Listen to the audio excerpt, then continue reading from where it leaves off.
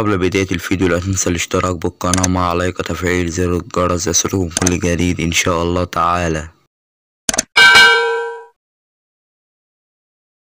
موعد مباراة الهلال والأخدود الجولة التاسعة دوري روشا للمحترفين والقنوات الناقلة ومعلق المباراة.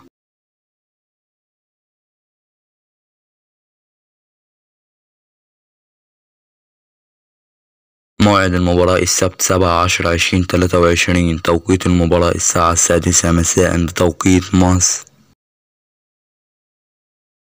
القنوات الناقلة والمعلقين: قناة SSC سبورت السعودية تعليق المعلق عيسى الحربي، قناة صوتية أولى و SSC سبورت 5 HD تعليق المعلق نور الدين علي، و SSC سبورت SD تعليق المعلق عبد العزيز الزايد.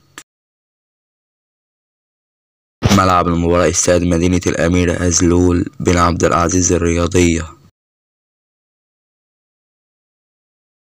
في نهاية الفيديو لا تنسى الاشتراك بالقناة وتفعيل زر الجرس يصلكم كل جديد إن شاء الله تعالى.